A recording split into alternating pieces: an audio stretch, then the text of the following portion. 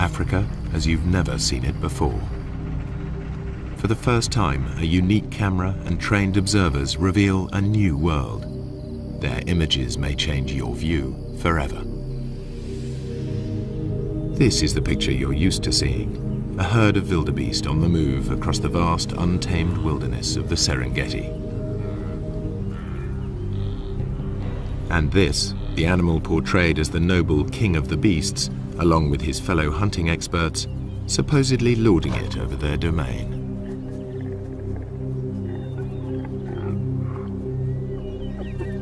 While the laughing hyena normally gets a bad press as a sneaky scavenger, an ugly coward. Usually too, humans are kept out of the shot, yet the presence of the Maasai and of their cattle affects the whole balance of nature in this area. Now, the most sensitive low-light camera in the world shows you truer images.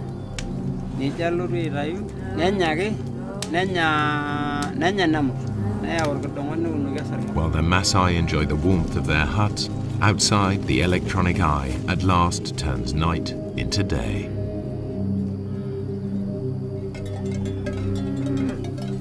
In the pitch black, unexpected scenes challenge conventional expectations.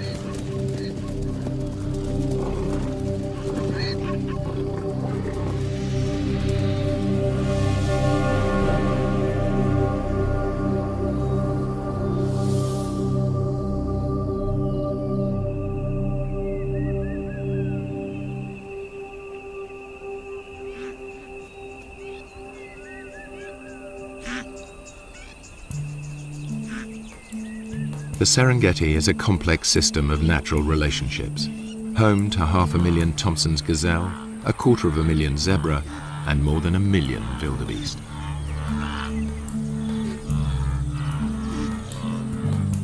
The wildebeest are the stars of the spectacular migrations as they follow the rains to lush grasslands. This is the greatest concentration of game in all Africa.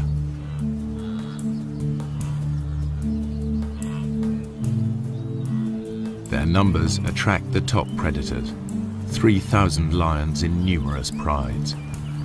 But by day, contrary to what most films show, the big cats are not a serious threat to the herds.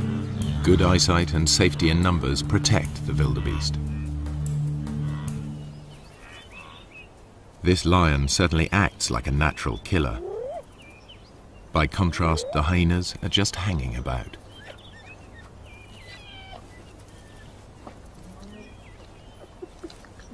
In fact, he didn't make the kill. He stole it from more skillful hunters. The blood on their faces proves just who did make the kill. All too often, hyenas are portrayed as light-fingered latecomers. Yet, while the hyenas were feeding, the Prince of Thieves appeared. This is the bit most wildlife films leave out. Lions pinch the hyena's prey. Far from scavenging for a living, 9 times out of 10, hyenas make the kill.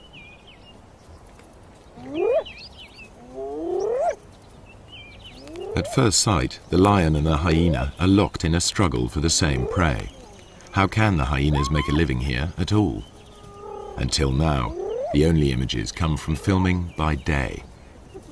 But lions and hyenas hunt most of their food in the dark. The balance of power is about to shift for everyone here.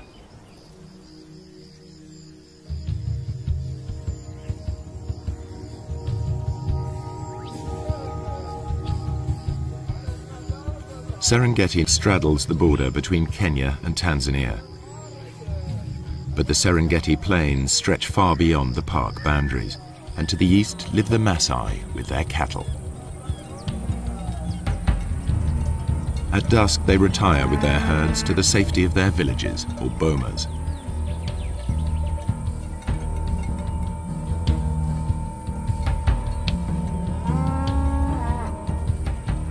A wall of thorns keeps thieves and attackers away from their cattle and huts.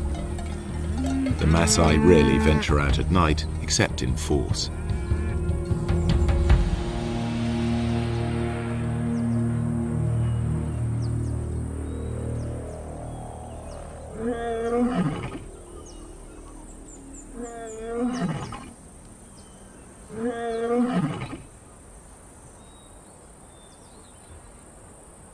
Empty by day, the grazing land suddenly looks rather full, and these cats are not here for a nap. This is the only camera capable of recording what now happens. Technology also allows researchers to make a call to the animals themselves.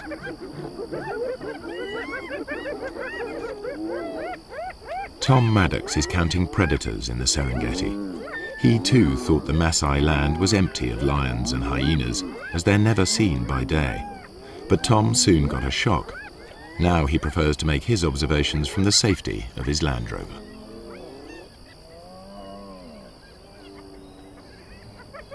We use this technique that we call call-ins, and we basically have a tape of hyenas on a wildebeest kill. And when hyenas are on a kill, they make these whooping noises and these fighting noises.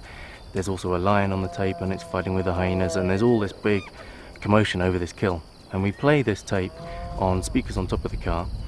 And because lions and hyenas both rely on scavenging quite a lot in their diet, when they hear this tape, a lot of them will come in and they'll investigate it, thinking they're going to get a free meal.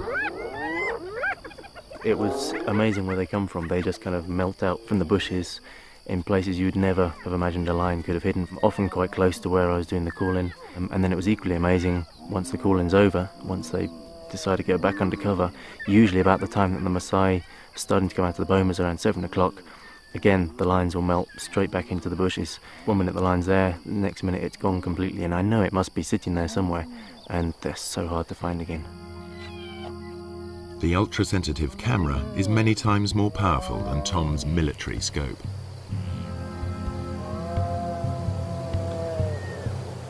Inside the Serengeti you can drive around and you can see hyenas and lions. They're very obvious throughout the day. Outside the national park, that doesn't happen. You can drive around for days and days and not see any. The fact that there are any lions at all on the Maasai's land is surprising. So far, I'm finding an extremely high number of lions outside the park. In fact, it's comparable to certain areas within the park. So lions are actually doing extremely well in an area where people are living and working and grazing their cattle, which to me was extremely surprising. Hyenas are also extremely common. Compared to inside the park, there were fewer, but there are still a sizable number thriving outside the park, and you will actually see them when you drive around in the evening. The hyenas are usually pretty visible. No wonder the Maasai report meeting wild animals frequently, even by day. Another worker on the night shift is Paula White. She's interested in studying hyenas in this different world, to learn how they and the lions carve up each other's catches. And like her quarry, she follows her ears. I'm going out to see if I can find some hyena kills. Take a look at how many clan members are on the kills and whether or not there's any clashes going on. I'll also be looking for lion-hyena interactions because I'm really interested in how the two species interact down here with all the game present, whether or not they're still more likely to steal each other's kills or whether they're more likely to go after a new animal of their own. So what I'd be doing is driving the roads looking for action, and then I'd stop once in a while and listen for sounds of kills, listen for any animals whooping. Sounds travel much further in the cool night air. On a still night, hyenas can hear whooping over 10 kilometers away.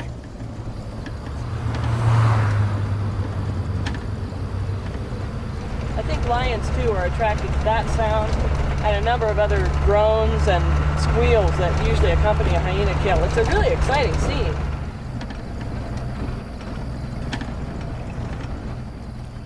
There's a hyena running in front of me on the road right now. And the way he's running, I imagine he's going for a kill, so I'm going to stop and listen right now. What Paula and Tom are seeing leads them to rethink the conventional ideas about hyenas and lions at night and day.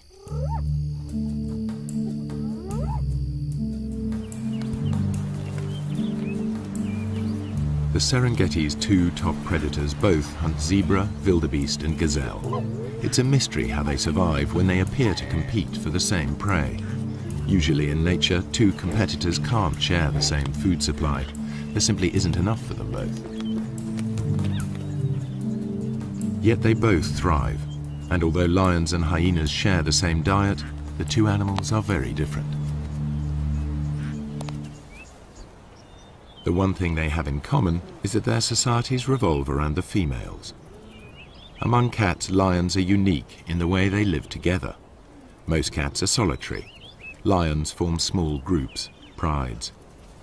At the heart of each pride are relations, sisters, cousins and aunts. Strange lionesses and their cubs will be attacked.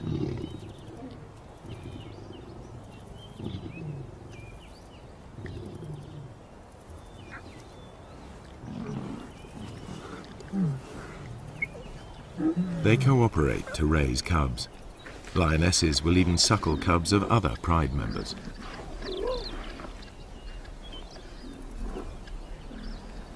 In a lion pride, any female leader will have earned her place, unlike hyenas where leadership is largely inherited.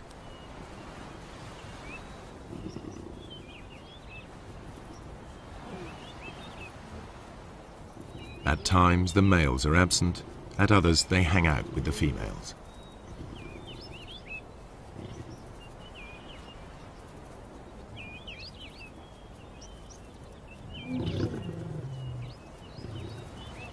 At times, they're peaceable, even tender. At others, aggressive to all.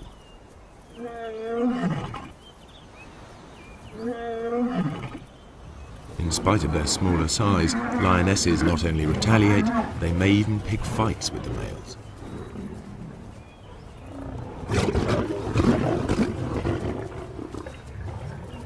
However, male lions are physically more powerful. In a test of strength over a kill, the female will come off worse.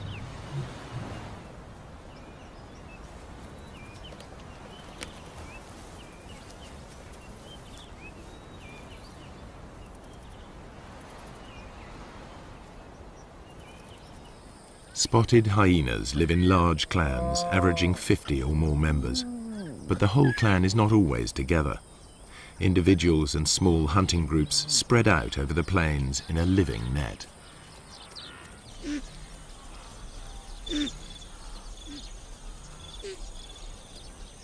In the Serengeti, hyenas usually make dens in abandoned burrows. Here the cubs are easily hidden from lions and other predators. Litters are small, only one or two.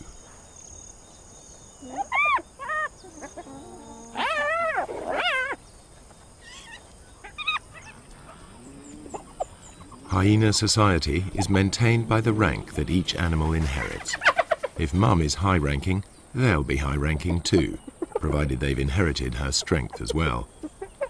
Females may fight females, but males hardly ever fight amongst themselves, and certainly wouldn't dare attack a female.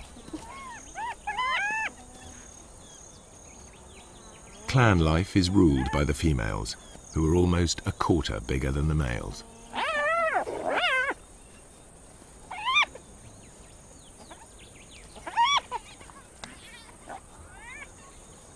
The cubs fight in their first days of life, but once they know their place, they're far more likely to play together than to scrap.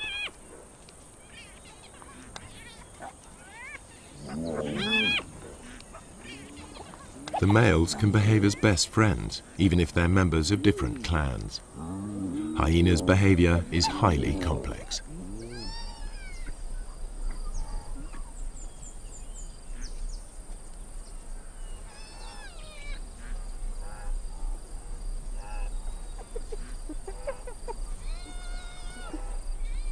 From weaning to fighting, much of what hyenas do still remains to be studied by scientists.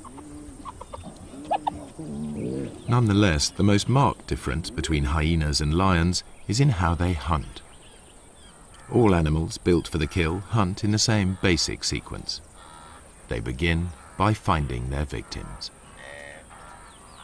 Next, they single out a target by scanning the herd.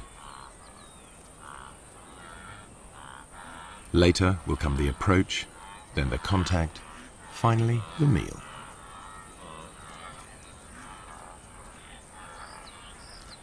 How they hunt differs sharply between hyena and lion. The hyenas get as close as 20 meters in full view of their prey before the herd wheels and flees. The hyenas will try to scatter the wildebeest before singling one out. The Maasai call the hyenas doctors because they can recognize the sick and the weak.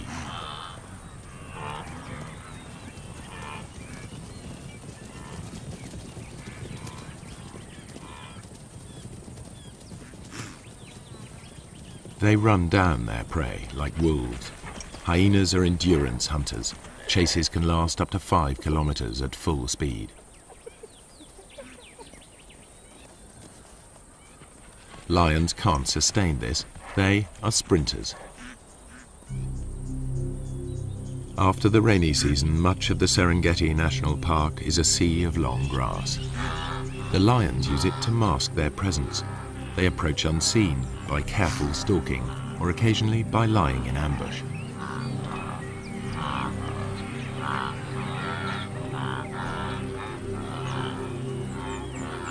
Outside the park, where the Maasai graze their cattle, the grass is shorter.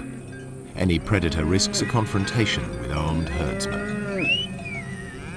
The lion sticks out. Not much chance of an ambush here. Hunting under cover of night makes more sense. As the sun goes down, life gets easier for the Serengeti's predators. Dusk diminishes to near complete darkness, which can continue all night if there are storm clouds or if it's a moonless night. The only camera on the planet powerful enough to see in total blackness even picks up stars invisible to human eyes.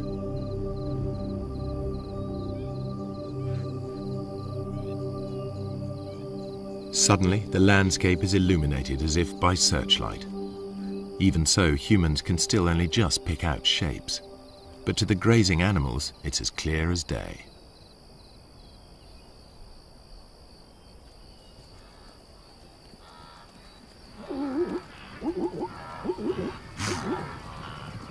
The camera reveals crouching lions invisible to the naked human eye.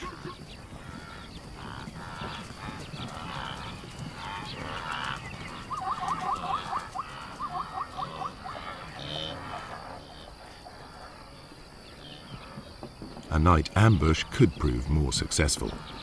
These two lionesses have detected a herd of wildebeest crossing a track.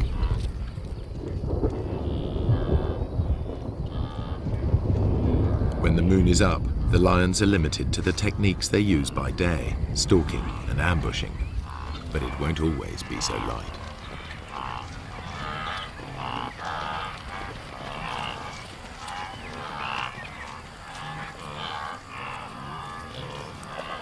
The pair near the crossing point and squat down, well screened by vegetation.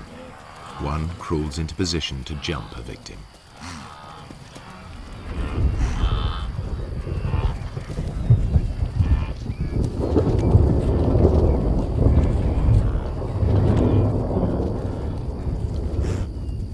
A quick dash and it's soon over.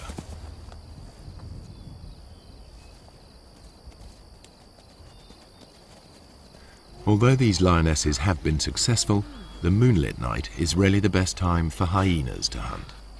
The cool of the night air allows them to keep on running, something the easily tired lions cannot do.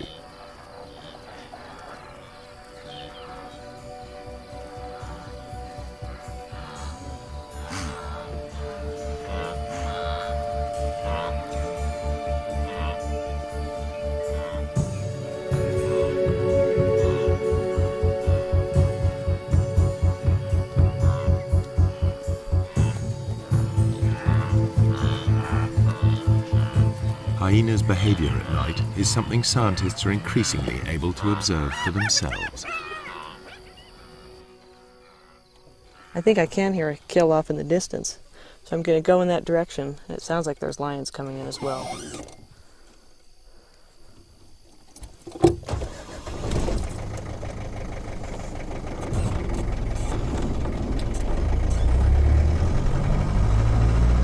Paula White's night vision goggles work because they and the camera see in the special infrared headlights of her Land Rover.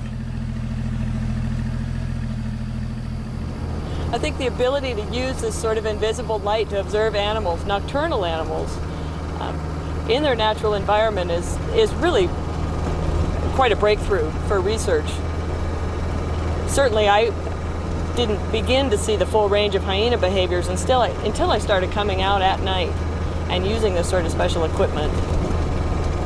It was very frustrating to me otherwise, because as dusk was falling and my own ability to observe them was, ending, I knew that the hyenas were just beginning to wake up and just beginning to, start their day, as it were, but I was left out of it.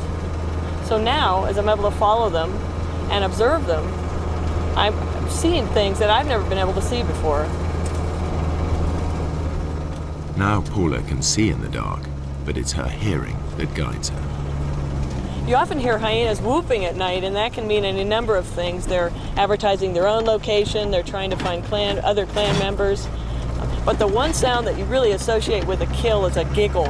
And actually that's where the term laughing hyena came from. But that's the sound that I really associate with kills. And it's a thing that other hyenas and lions hone in on as well. So really, driving around like this at night, using this enhanced vision and listening for kills, I'm behaving very much like a hyena. And there's one right now. I can see it going through the grassland.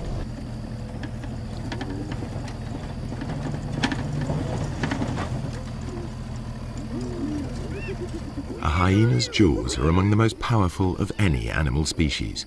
The sharp front teeth shear through skin and meat. Their jaw muscles are as big as a man's arm. At the back of the hyena's mouth, huge crushing teeth are strong enough to crunch up solid bone.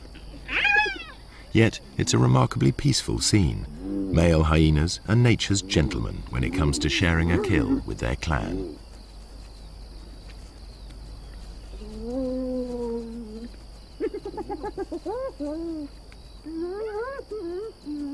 Although the hyenas gulp down their meal, lions arrive in time to take the food from their mouths.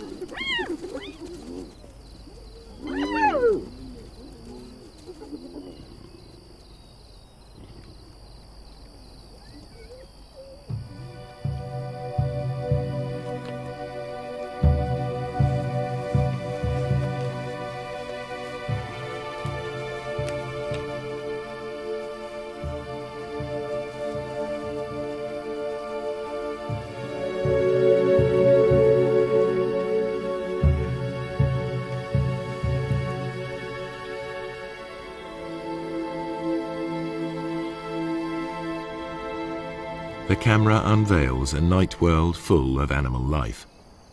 Just how close these animals come to humans astonishes the researchers.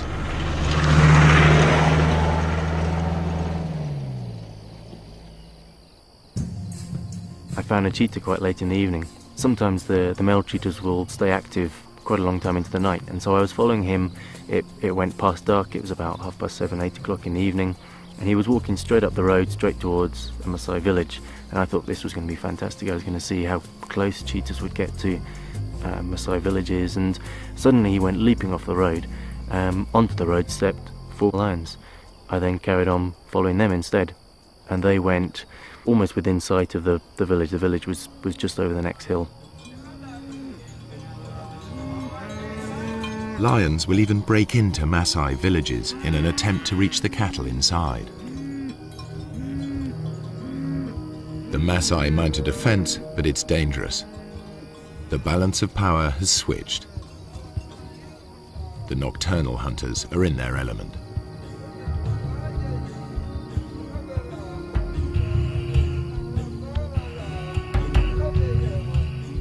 There are burglars about. The guard dog is aware of the hyena, but the Maasai will register its shape only dimly.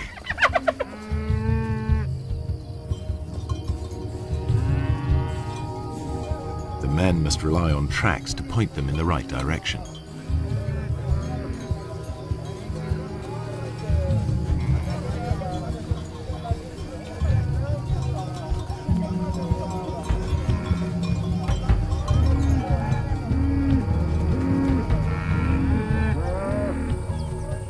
During the attack, a cow was killed and dragged off. The following morning, the Maasai inspect the corpse. They can easily identify the cause of death.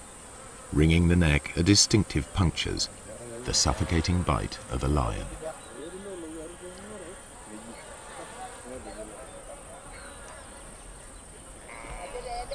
The culprit also mauled a warrior. The wounds could quickly become infected. The tribal doctor cleans the site thoroughly, without anesthetic. The Maasai prize suffering without complaint above all.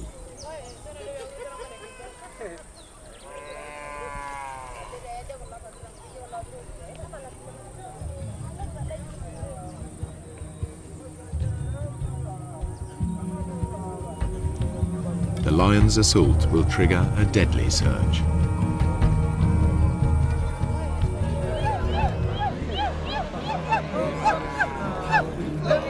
Maasai warriors respond to the alarm. The young unmarried men gather. This is what they've been training for years.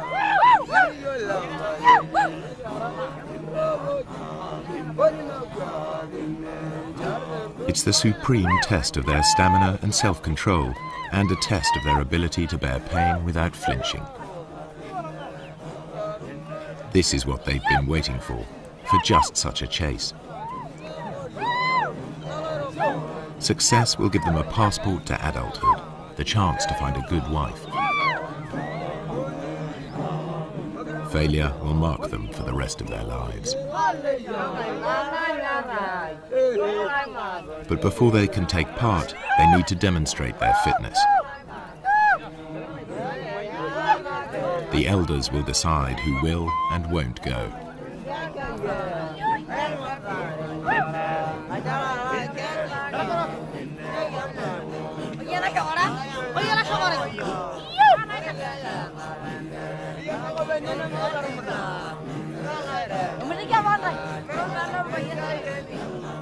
The warrior group arrives at the settlement where the cow was taken. Each warrior wields a long-bladed spear. They are also armed with short double-edged swords and lethal clubs. They're all experts in the use of these weapons, against animals as well as people. In many areas, the warriors are now outlaws, but in this part of the Serengeti, their ceremonies are tolerated. Lion hunting by the Maasai is illegal, but these warriors are so far from the towns, they are generally allowed to continue. A day of ritual begins with chanting and dancing to hypnotic rhythms. Warriors demonstrate their strength and agility by leaping.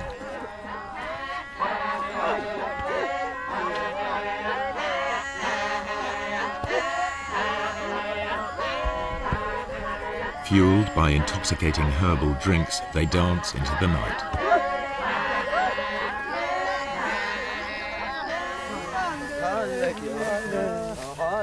More warriors arrive from further afield, eager to be selected. Everyone is in a frenzy of anticipation.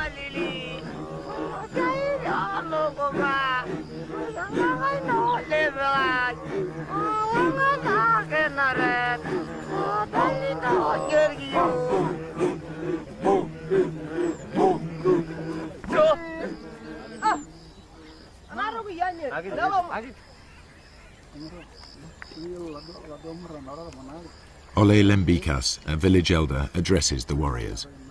He sobers them by reminding them of the dangers ahead. He tells them to work together, to trust each other, and to return safely. Then he urges them to enjoy the party. It could be their last.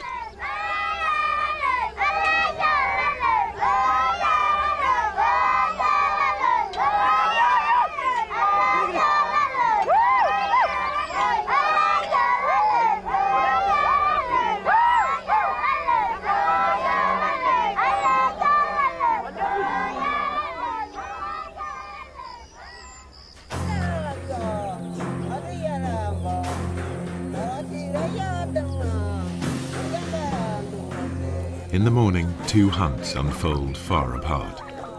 A lone lioness spies out a waterhole. Animal or human, hunters face mortal danger in the coming hours.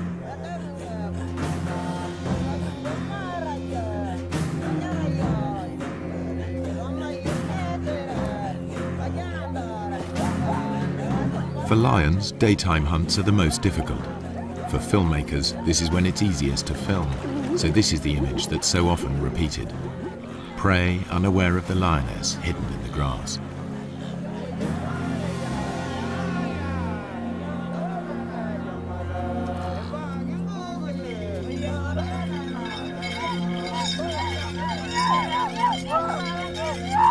The hunters head for the place where a lioness was seen recently, the one they believe killed the cow.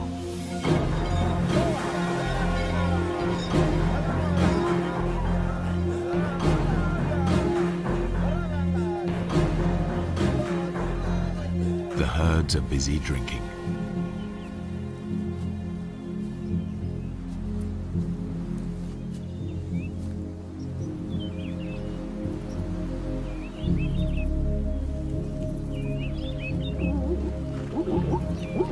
Zebras have keen sight. Their bulging eyes give a wide-angle view of danger.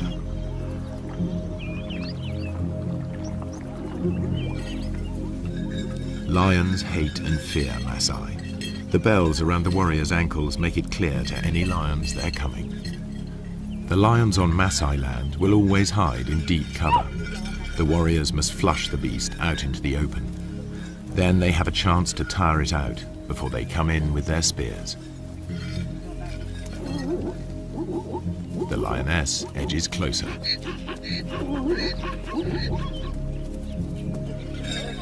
The warriors' search may last all day, covering up to 40 kilometers. The lioness's prey is within 30 meters.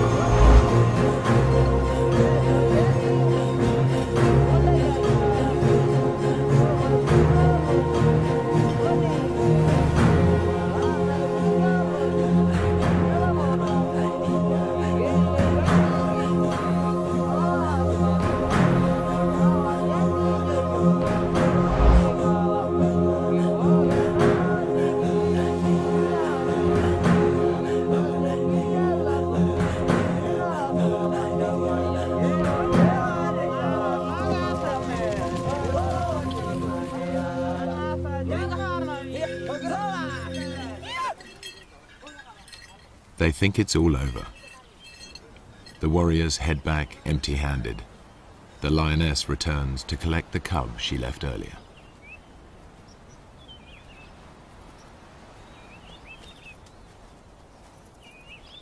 She hid it in long grass nearby, but the chaos of her hunt has attracted members of another pride. This is their patch, and they'll defend it. The mother calls to the youngster. Two other lionesses reach the cub first.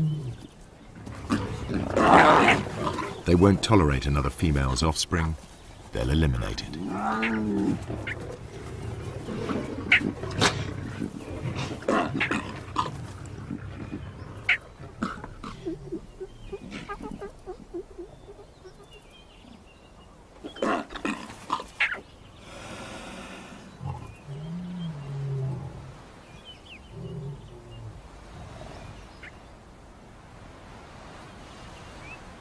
This is not about hunger. The corpse is left to the vultures and hyenas. The mother's life too is under threat. She's no relation. The pride will kill her if she stays.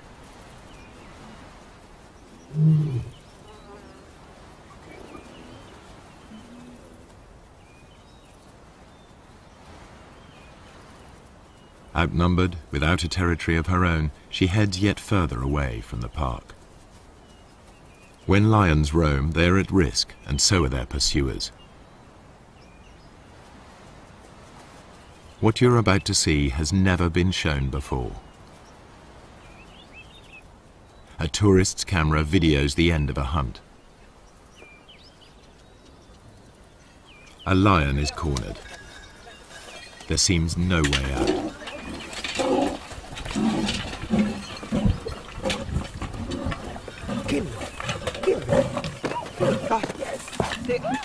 A warrior throws a spear.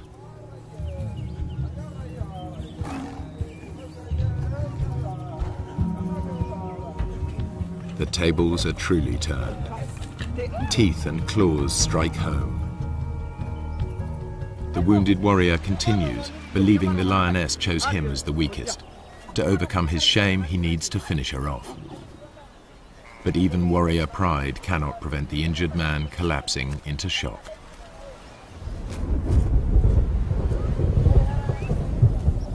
Meanwhile, the lioness dies of her wounds. She's wearing a radio collar, a park lion. Two different worlds clash. The Maasai collect a trophy, the scientists collect data. Each sees the lion in a different light.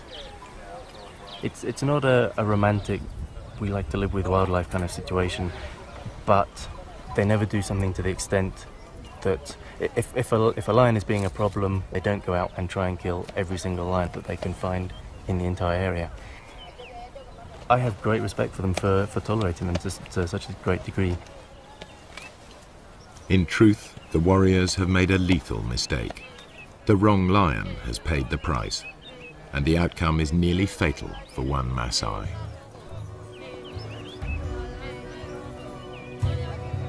Were he to die on the spot, they would give him a warrior's rights and leave his bones to the night and the hyenas.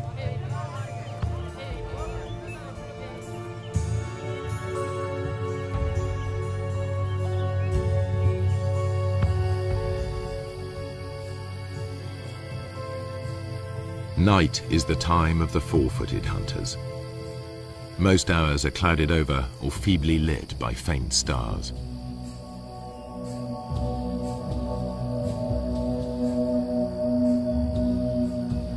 On moonless nights, the Maasai only leave the safety of their bomas in groups. But there is no safety in numbers now for the grazers of the plains.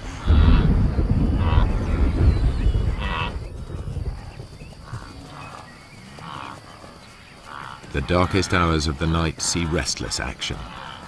Animal hunters are about in numbers never seen during the day. Spooked, the herds of wildebeest, zebra and gazelle burst into panicky runs. They fear lions and hyenas are nearby, but only the camera can see them.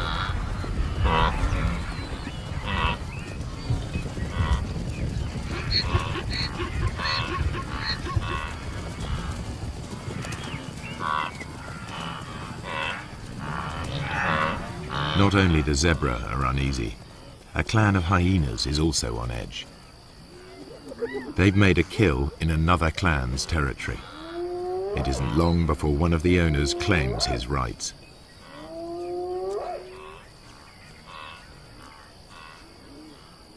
He calls for support from the other residents.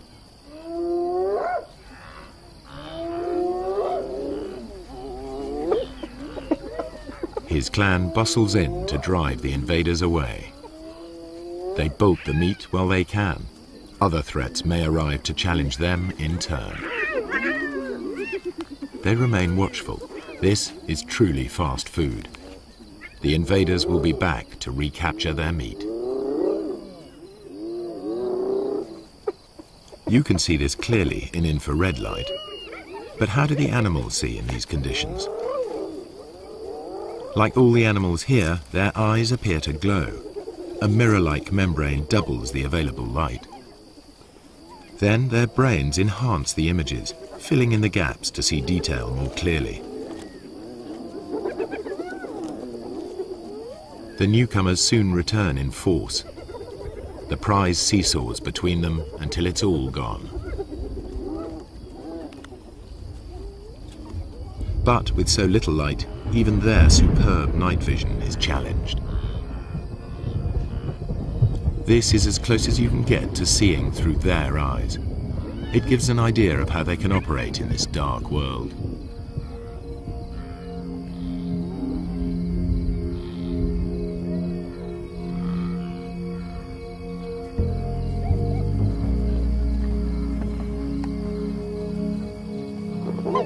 The lions and hyenas continue their battles, as if unhindered by the darkness. Once again, the lions have stolen the hyena's kill, but they all appear to be able to see exactly what's going on.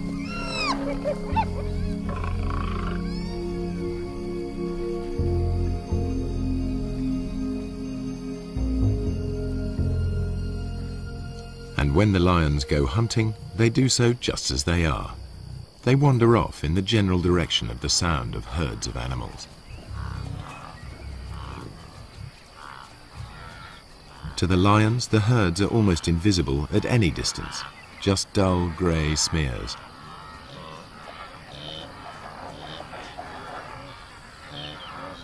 But they can locate the grazers easily by sound and smell.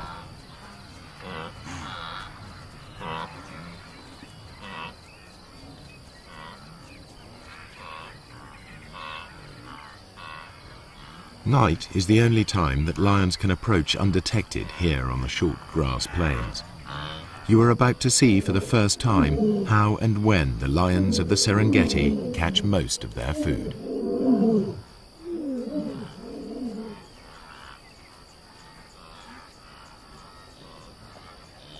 A Tommy dips his head to see whether or not he can see danger silhouetted against the sky.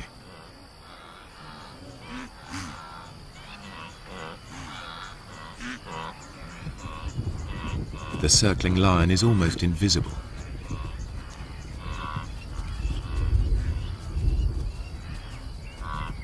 Bathed in infrared light, it stands out.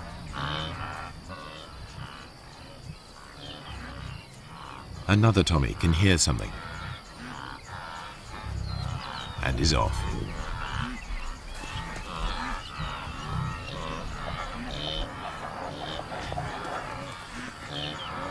The lion's game plan is always the same. Get close to the herds, then spread out. They don't need to make any effort to hide themselves. Only their footfalls give them away. And because they're unseen, lions are no longer at a disadvantage as they approach their quarry.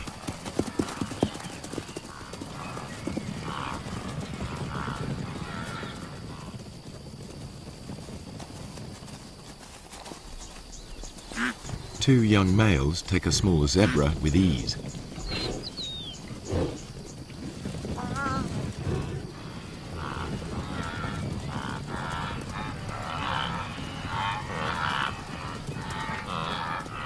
A lioness gives chase. A high kick lets her quarry escape.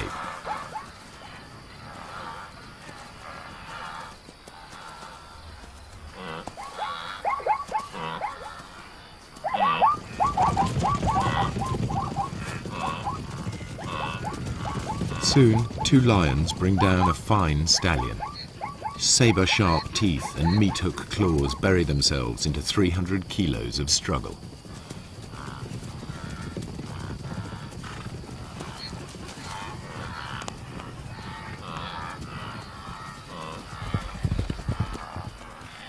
One lion grips the throat in a stranglehold, the other prepares to feed. Their ability to keep a grip on their prey in pitch darkness makes the kill possible. Everything the camera has disclosed comes together. The apparent competitors for the same food survive because there are times when one is more successful than the other. The animals hunt in different ways, by day and by night, and in differing light. These unique images show that the relationship between lions and hyenas is more complex than traditional pictures allow. The lions steal kills, and the so-called cowardly hyenas are often merely out to reclaim their prey.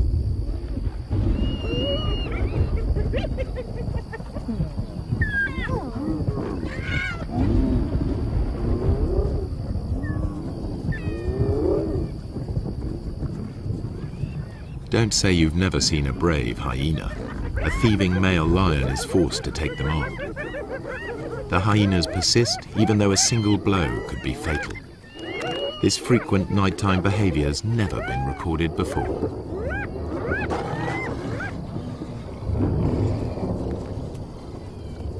There's much more going on in the dark than people have realized, and there must be many more secrets still to be revealed.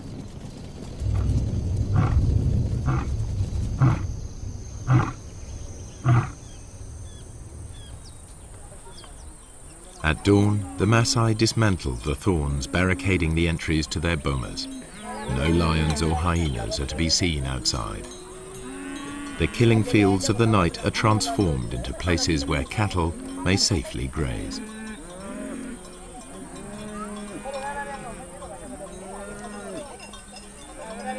By day, everything is in the Maasai's favor.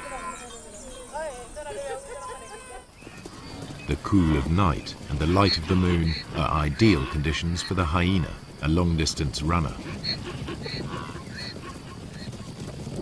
But the darkest nights belong to lions, which can rely on built-in weapons and brute force. The truer picture that has emerged applies by day as well.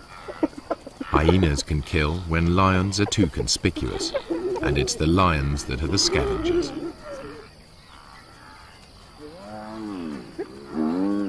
In the end, they don't so much compete as coexist, hunting in different ways and at different times. In the centuries that the Maasai have dwelt on the plains, they too have found a way of treading lightly on the land. Now, droughts and overpopulation bring challenges to their old ways.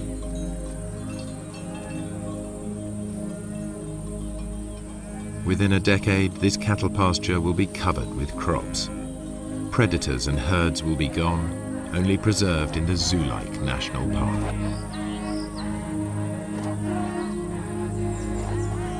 The warriors will step back into history, their culture bartered for bit parts in conservation and tourism. If the Maasai have a vital lesson to teach, it is that lions give meaning and purpose to their lives, worthy adversaries for warriors.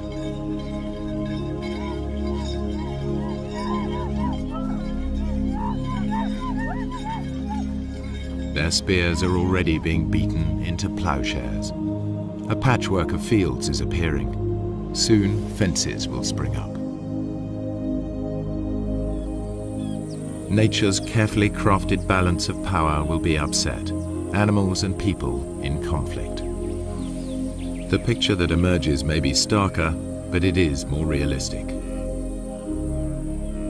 And never again will you be taken in by that well-groomed imposter posing as the king of the beasts.